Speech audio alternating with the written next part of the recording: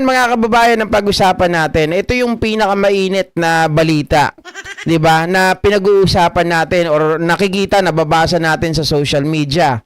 Mga ka-GP Natics, itong tao na 'to, hindi ko alam kung anong tawag ko sa kanya eh. 'Di ba? Pero ayon mga kababayan sa bali-balita, no? Itong taong ito ngayon ay tanggal na di umano sa pwesto. Ayon yan sa, di ko alam, sa balita na nandun si Ed Linggao.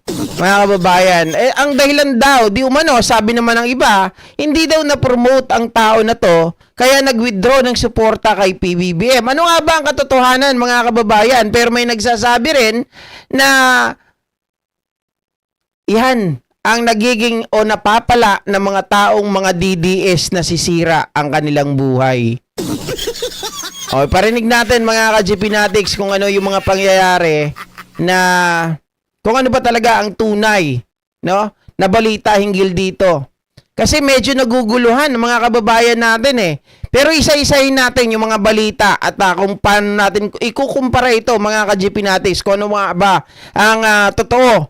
Mahirap naman kasi na tayo ay bigla-bigla na lang na magbibigay po ng ating parang close-ended opinion, no? Pakinggan muna natin ito.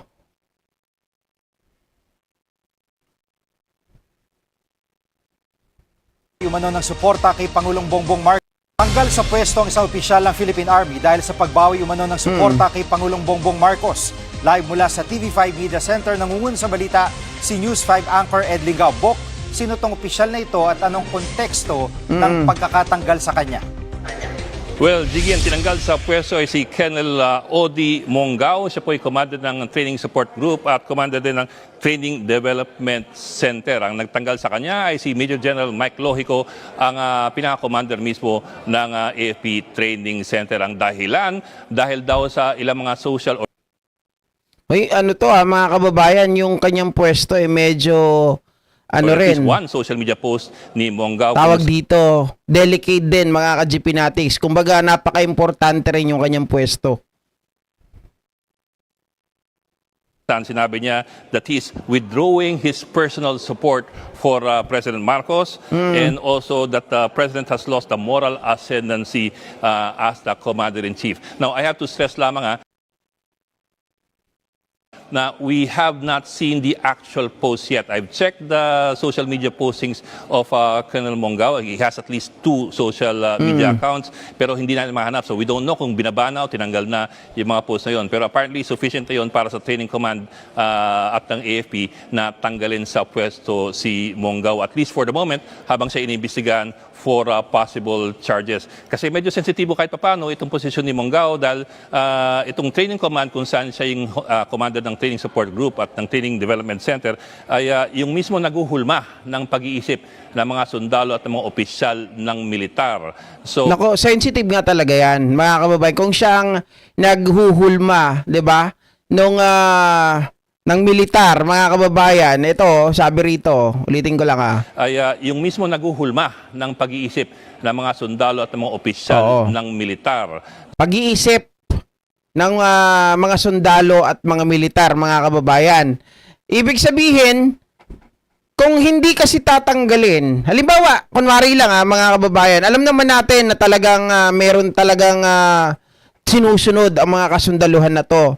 Kung hindi po tatanggalin to at pababayaan natin na nandun pa rin siya sa post niya. So kung siya ang naguhulma ng pag-iisip ng mga taong ito, mga kababayan, he could influence, 'di ba, itong mga sundalo natin para lahat sila ay mag-withdraw ng support sa ating Pangulo. Oo, sa ating Pangulo, mga kababayan.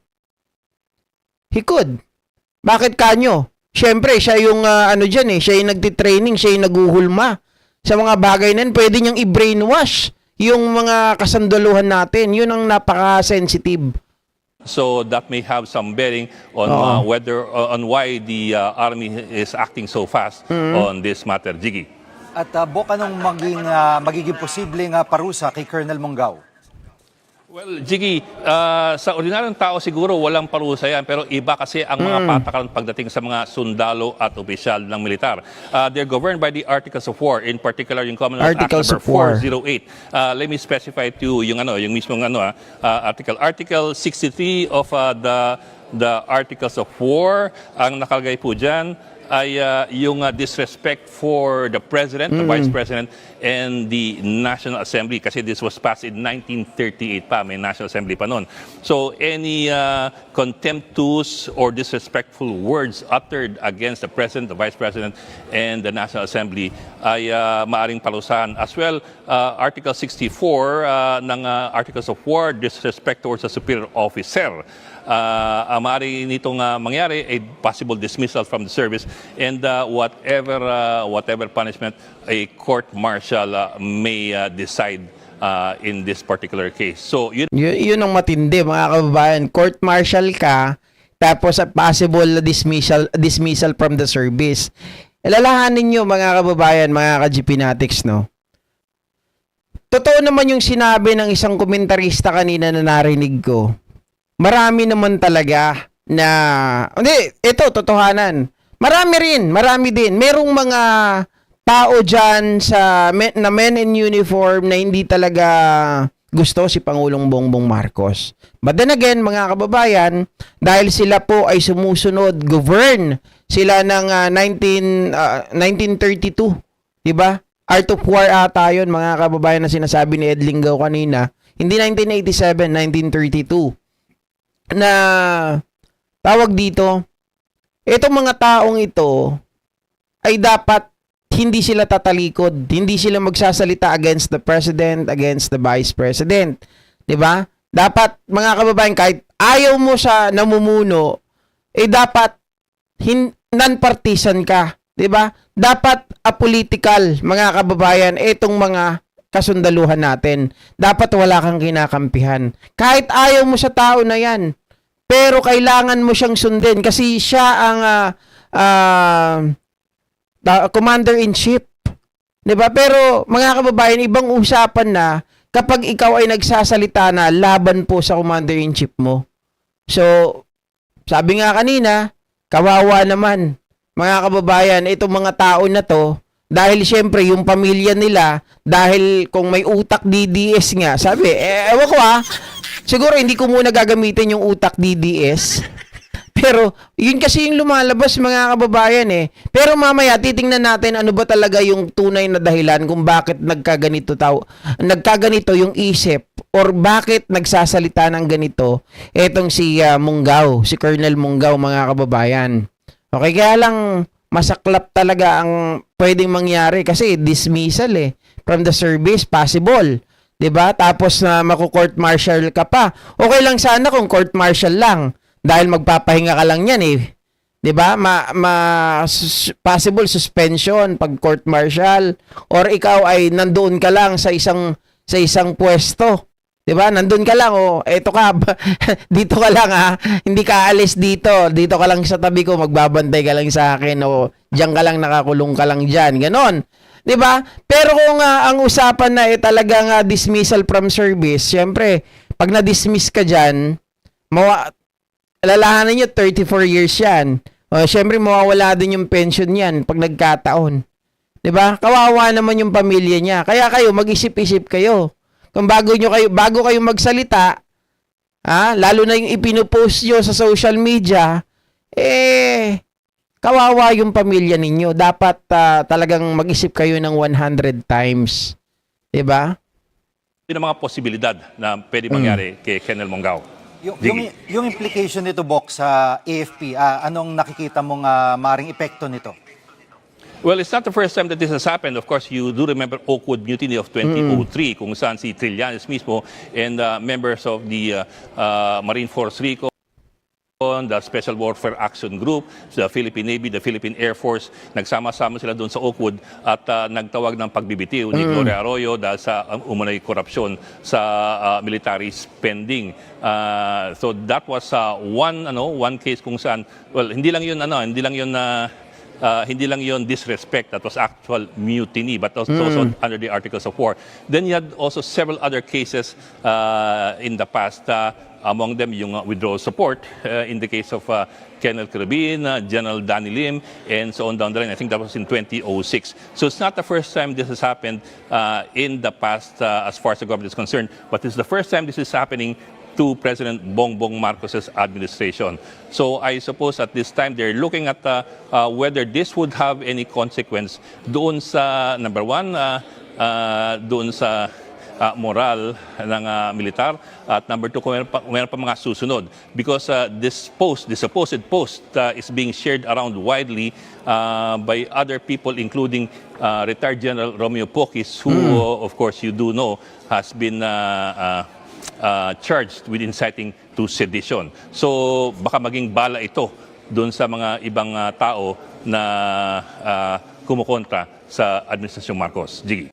Tama ka, Legaspi, 1957, siyang lugi tapos yung pamilya niya. Pero ang gawin natin, mga kababayan, tingnan natin kung ano ba talaga yung katotohanan. Kasi nagbigay din ng statement itong AFP, mga kababayan, hinggil din sa pangyayari na to. So tinagalog na, hinanda ko na itong kay ChatGPT para maliwanag na maliwanag dito kasi English to. So pinatranslate ko na sa Tagalog. Sabi dito, mga kababayan, isang kamakailang post sa social media ang nag-claim na umatras umano sa suporta sa Administrasyong Marcos si Colonel Odi Mongao, isang mataas na opisyal ng Philippine Army na nagdulot ng malawakang diskusyon online. So si Mongao, mga kababayan na palagay ko Muslim. Okay, agad naman kumilos ang Armed Forces of the Philippines upang linawin ang issue at binigyan din na ito ay may kinalaman lamang sa mga administratibong hakbang at sa kasalukuyang kalagayan ng opisyal. Ano ang nangyari? Si Colonel Mongao nagtapos sa Philippine Military Academy Class 92 at direktor ng Training Development Center sa ilalim ng AFP Training Command ay naiugnay sa mga aligasyong nagpapahiwatig ng kawalan umano ng katapatan sa politika. Tinalakay sa publiko ang usapin ni Major General Mike Lohico, commander ng AFP Training Command. Paglilinaw ng AFP sa isang opisyal na payag sa Facebook, pinaliwanag ni Major General Lohico na si Colonel Mongao ay kasalukuyang naka-New Year's break, mga kababayan, ngunit na nanatiling nakatalaga sa ilalim ng training command. Dagdag pa niya, hindi pa rin sila matagumpay na nakakausap si Mongao ng direkta sa mga panahong iyon.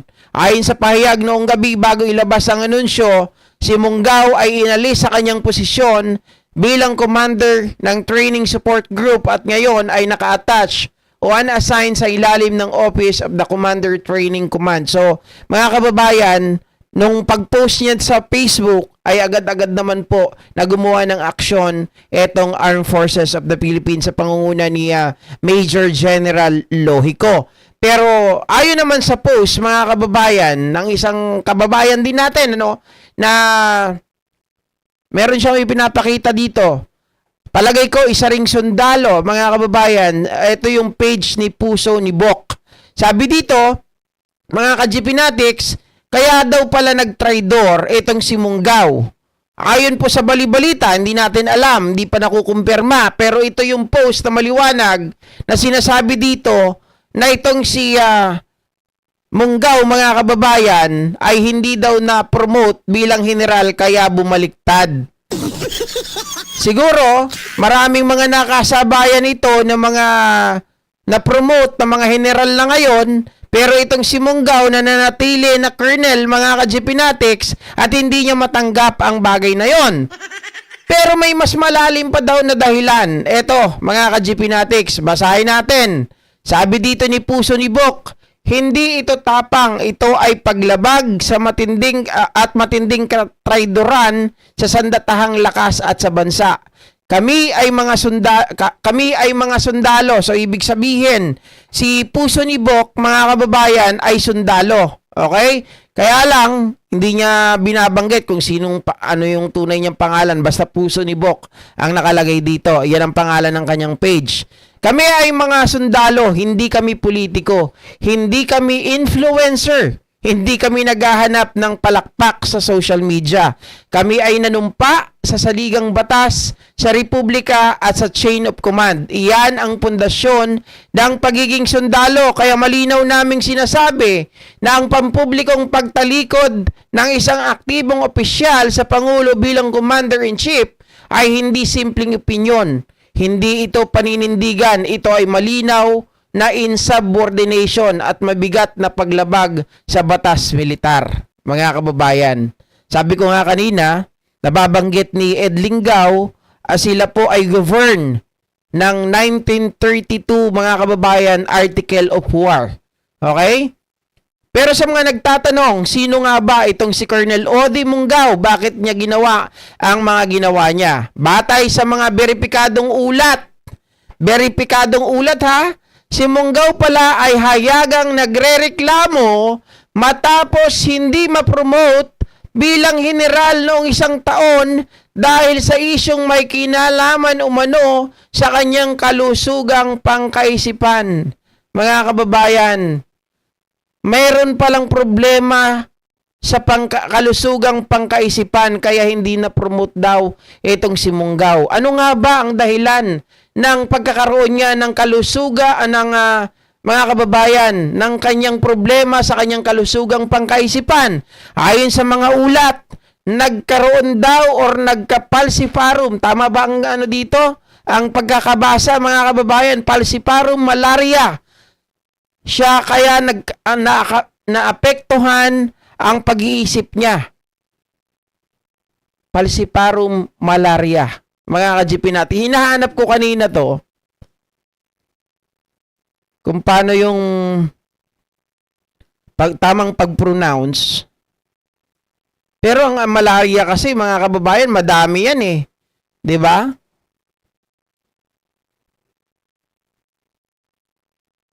Walang ano dito kung paano tong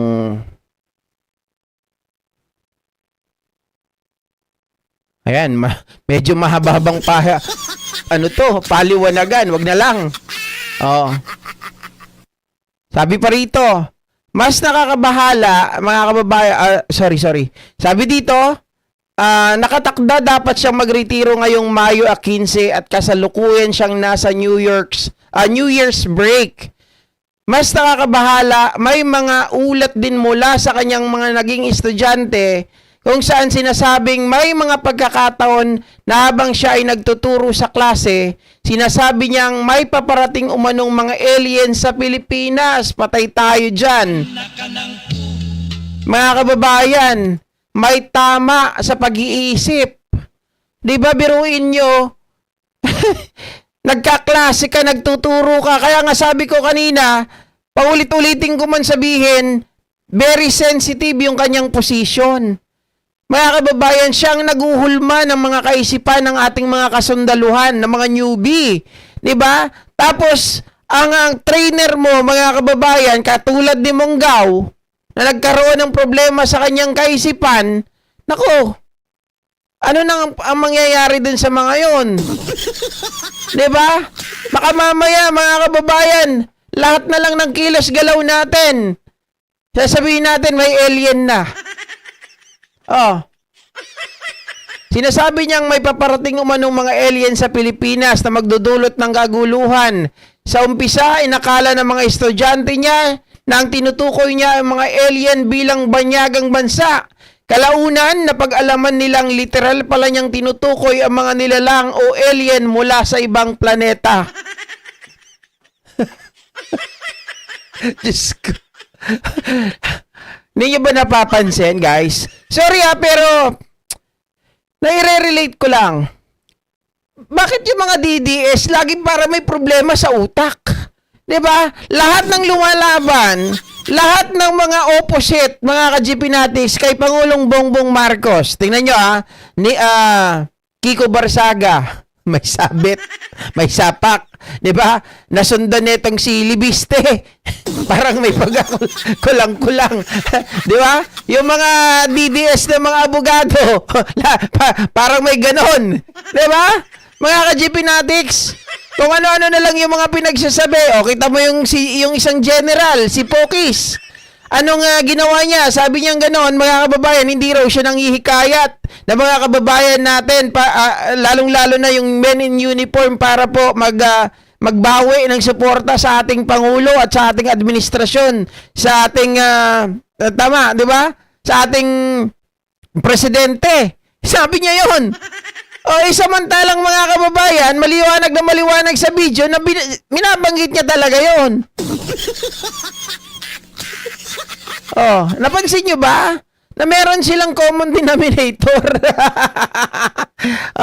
Basahin mo natin. Sabi dito, mga kababayan.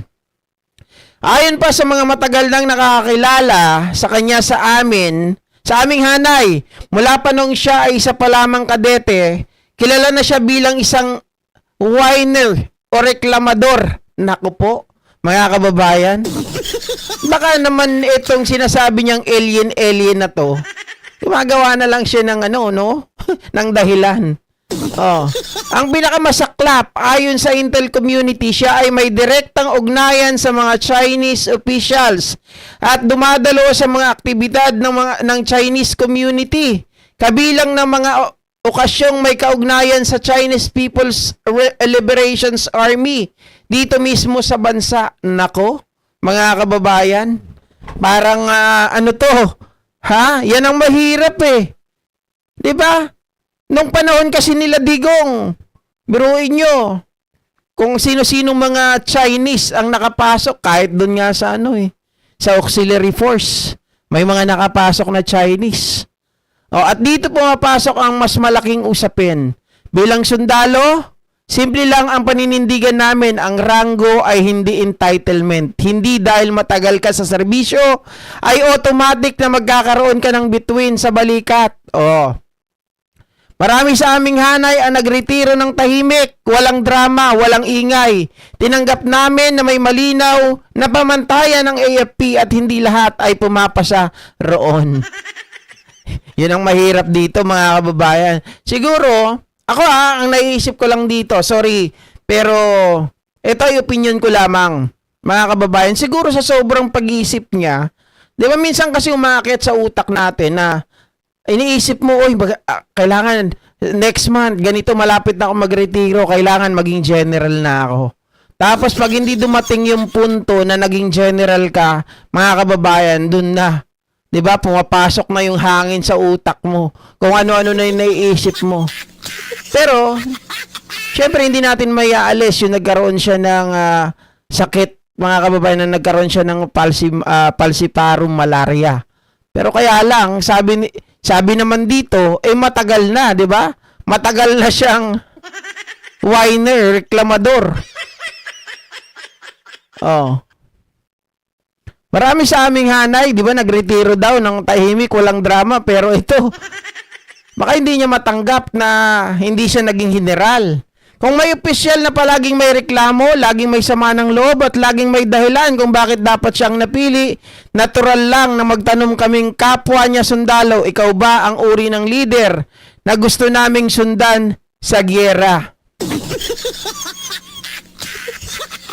Parang sinasabi ni Puso ni Bok, mga kababayan, na ikaw ay ikaw ay trainer namin, 'di ba? Ikaw ang umuhubog sa mga utak namin. Kaya lang, hindi ka namin gusto. Ikaw ay malayo doon sa isang tao na maprinsipyo, sa isang tao na hindi palaangal. 'Di ba? Parang gusto niyang sabihin yung ganun eh. Ikaw ba yung huwaran na tao na gusto naming sundan? Hindi. So, ibig sabihin, may attitude. Etong si Monggao. 'Di ba?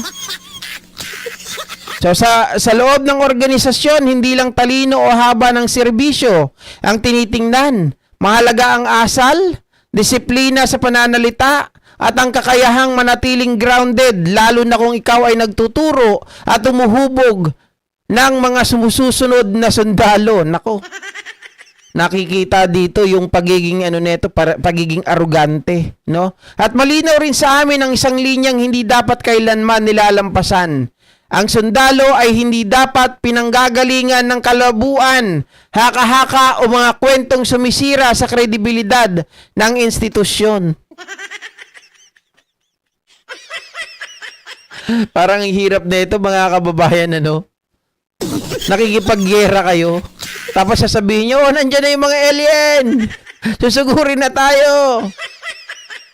Oh.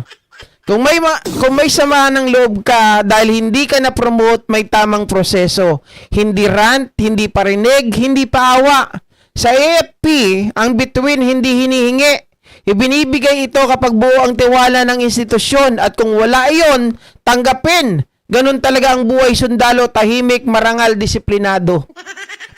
Parang sinabi nila ni Puso ni Bok na hindi disiplinado itong taong ito. Well, kung palaangal ka talagang masasabi natin na mga kababayan, stubborn itong tao na to. Do? Na parang feeling niya siya lang yung magaling. 'Di ba? Sa dami ba naman mga kababayan, ito batch 92, sa dami ng batch na 'yan. Baka yung mga na-promote na 'yon ahead pa sa kanila. Ahead pa sa kanya. 'Di ba? Minsan kasi seniority rin. 'Di ba? Oh, pero kung magaling ka talaga, yung seniority minsan nababaliwala yan.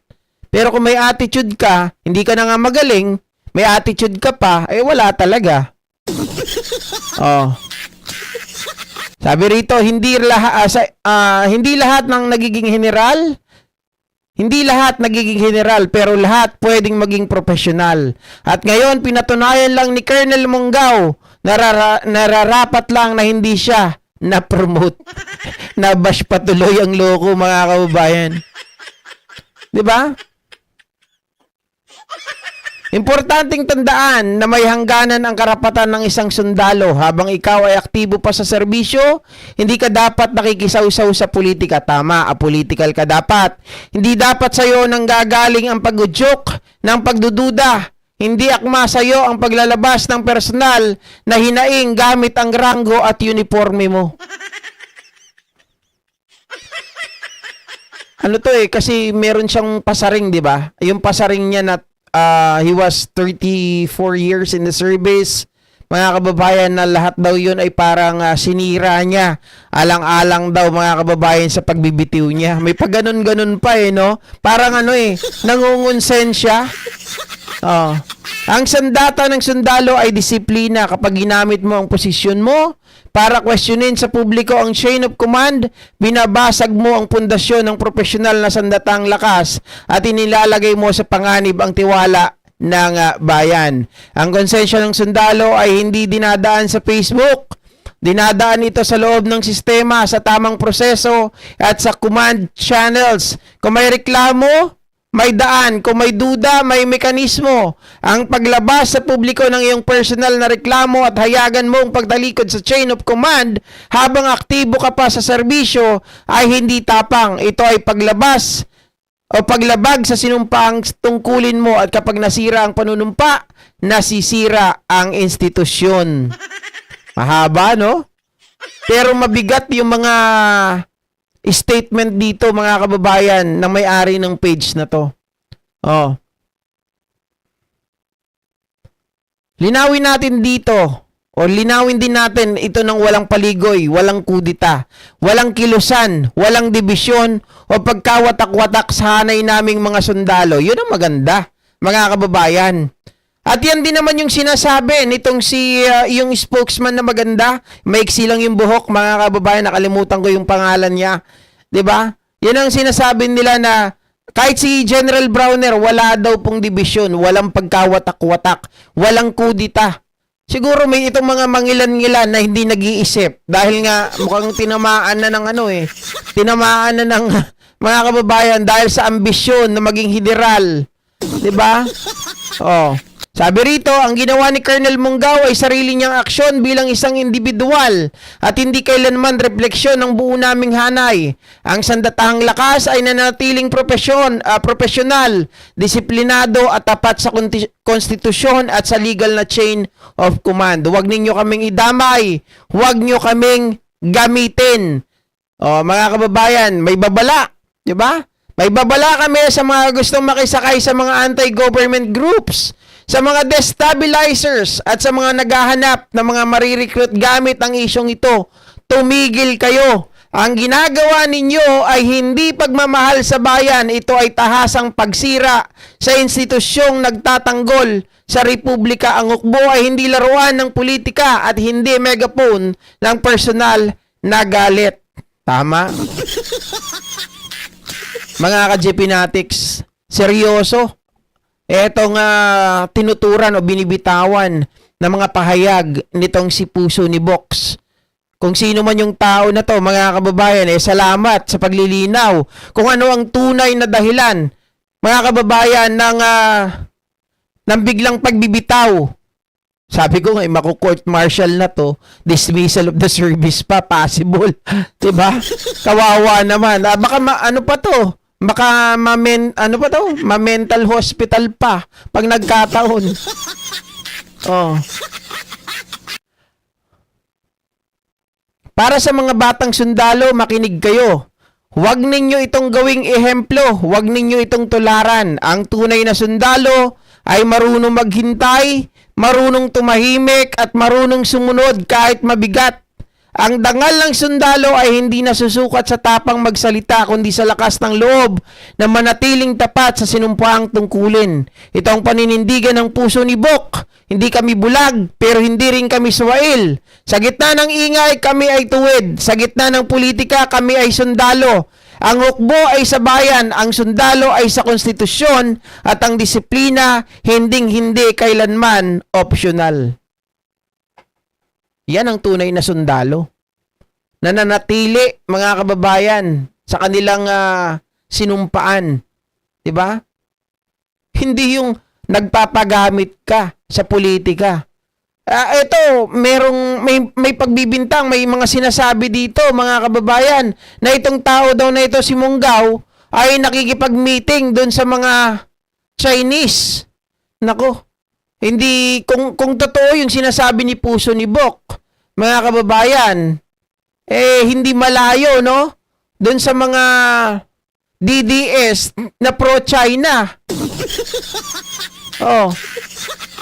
Naku po, parang lumalabas na anay pa sa konstitusyon to, anay pa sa kanilang hanay. 'Di ba, sa sandatahang lakas. Mahirap to kung halimbawa lumalabas na kunwari na promote general, 'di ba? Na promote general tapos nakikipagpulong, mga kababayan, sa mga Chinese. 'Di ba? Baka mamaya yung mga sensitibong bagay na pinag-uusapan sa loob ng hanay ng sandatahang lakas, baka mamaya ipaabot nitong tao na to. 'Di ba? Yung mga importanteng bagay may i-relay dun sa mga Chinese. Oh. Grabe naman pala, mga kababayan.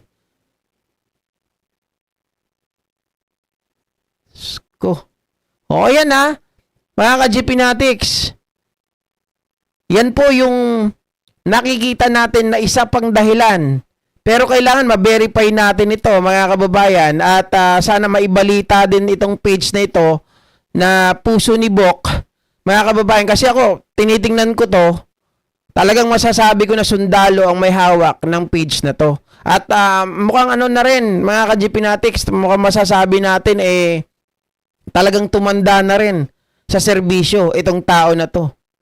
Kasi sabi niya sa mga junior, so ibig sabihin ahead na rin ito, mataas na rin yung ranggo. 'Di ba? Kasi alam na alam din niya yung mga galawan ni Odi Manggaw Munggaw, hindi pa naging Munggo. Ganda munggo atang utak nito, hindi lang na-promote, mga kababayan. Nagpapahayag na ng hindi pagsuporta sa Pangulo. Nang hindi nag-iisip. Sa bagay, madali sa kanya yung magsabi ng ganito na hindi siya sumusuporta sa Pangulo. Kung siya ay talaga naman, mga kababayan, ay nakikipag-ugnayan sa mga Chinese officials, malamang merong nagpapasahod dito. Kung totoo na ito ay direktang may ugnayan sa mga Chinese officials, mga kababayan, tumatanggap ng sahod ito sa mga Chinese officials. Kapalit ng destabilization. Kapalit ng impormasyon. Yun ay opinion ko lamang kung totoo, mga kababayan, yung sinasabi dito ni Puso ni Bok. Ha?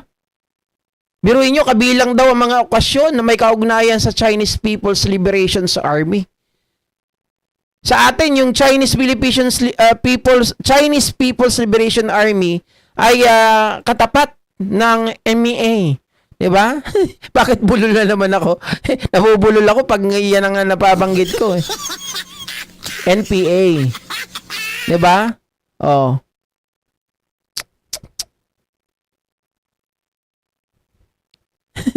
Anay yan si Munggo, sabi ni Jonas Binavides.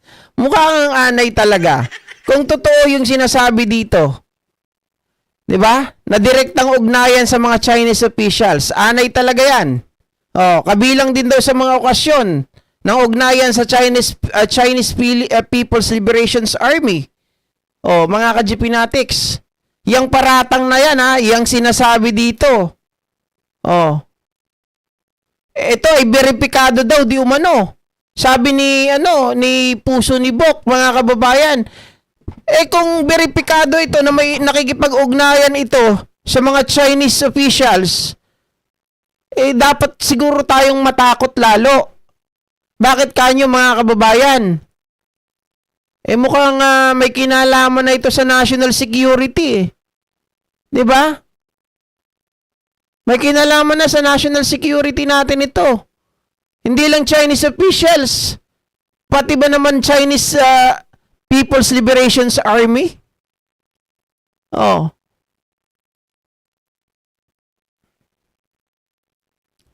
Wala nang iba kundi mga lahing Chucky. May backup naman siguro, sir, na trainer sa AFP. Siguro, mga kababayan.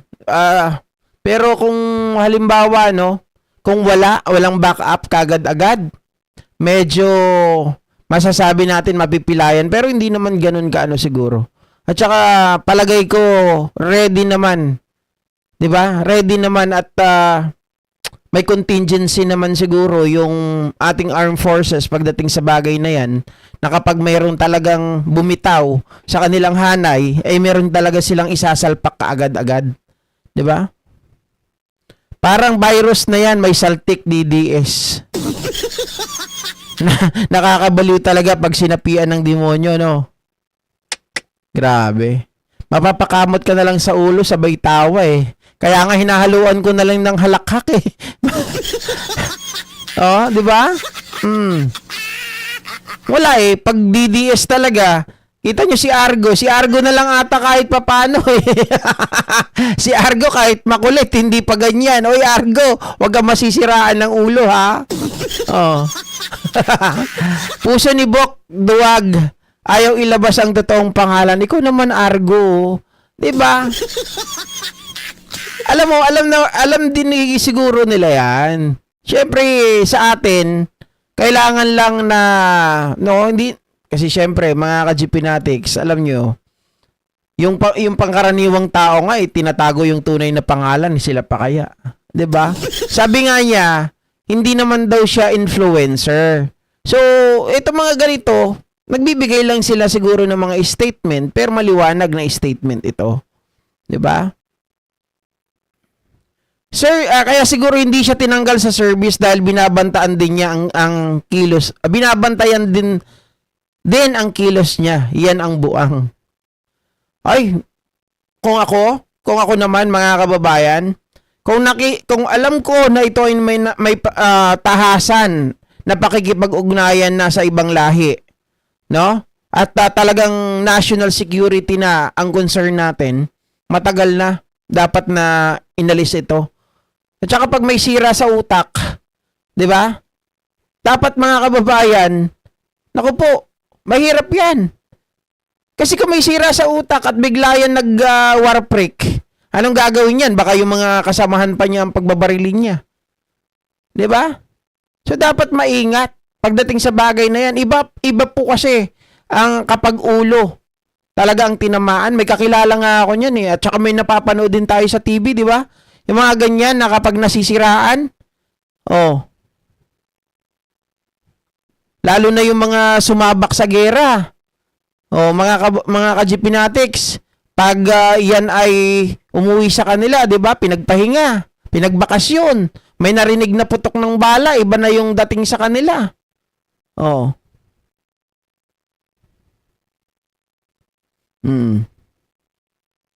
Sabi ni Antonio Andaya, sige kung hindi siya susuporta kay PBBM, hindi naman ibig sabihin pati mga tao niya ay mag-withdraw din ng suporta mga tauhan niya. Kaya nga po, 'di ba? Di wow. GP okay lang sa amin mabaliw si Argo. Grabe naman kayo kay Argo. Naimbag nga barot nga tawin mo GP low sa mga taga Concepcion Tarlac at taga Zamboanga del Norte. Uy, dumaan kami dyan sa Tarlac Sir GP, baka may napasukan ng hangin yung utak kaya nagkaroon ng tama.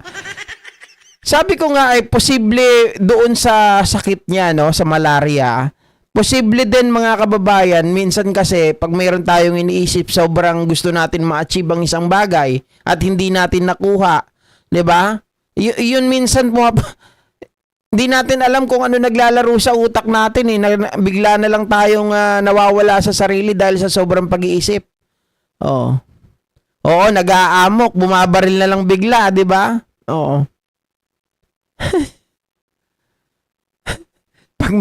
Pag may TikTok, dalhin na sa mental. GP si Argo kahit DDS yan, hindi naman siya kasing bastos ng mga solid DDS. Intrigero lang. Oo. Nagpapakulay pa nga yan si Argo, kaya lang hindi ako binati ng Happy New Year niyan May warshock yan siguro tapos ngayon naging didilis pa. Kakasilaw naman yung leeg mo, host. Huwag mong pansinin yan. 10 karat lang yan. Ikaw naman.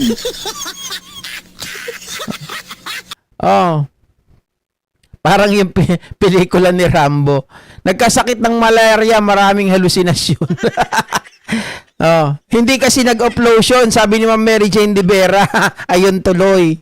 Malay mo naman na binayaran niya ng bilyones kaya bumaliktad. Hindi alam ng DDS na parehas nila na may malaria sa utak. Pero mga kababayan, Diyos ko kung mapapatunayan, no? Kung mapapatunayan yung mga aligasyon dito ni Puso ni Bok, yung tungkol doon sa mga Chinese, sa pakikipag-ugnayan sa Chinese People's Liberation Army, yung mga bagay na yan, wala na talaga. Dismissal from service na talaga to. Siguradong sigurado yan. Baka may PSTD siya. Ano yung PSTD, Ma'am Elizabeth na Pisa? Guess lagi namin yan sa LS ni Yussi Claire Castro. Siya yung hindi natatadyakan doon. Kalmado siya ron. Kaya pala mabait doon si Argo Ayaw masipa. Sabi ni Ma'am Marlene Valencia, warshock pag ganon, mahirap ang ganon sakit.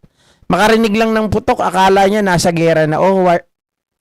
Yung kakilala ko dati, pero ano na yun guys, namatay na rin. Tapos yung meron pang isang kakilala nung panahon ng pandemya. Yung nandoon sa, tawag dito, banda dyan sa may Commonwealth na nangyari nun. Nandun kami nun mga ka-GP. Nung time na yon na mayroong binaril doon na may kinuha lang sa bag pero wala naman baril. 'Di ba sabi nila meron daw baril yung kasi nga mayroon ng warshock din 'yon. Na nakapag sabi nila na baliw daw, may dala daw na baril. Baka makapanakit, 'di ba? Ang naging kaso niya kasi yung paglabas dahil nga may COVID. Labas siya ng labas. Hindi naman siya mapigilan ng kamag-anak. Hindi mapasunod ng mga pulis. Ayun, dali.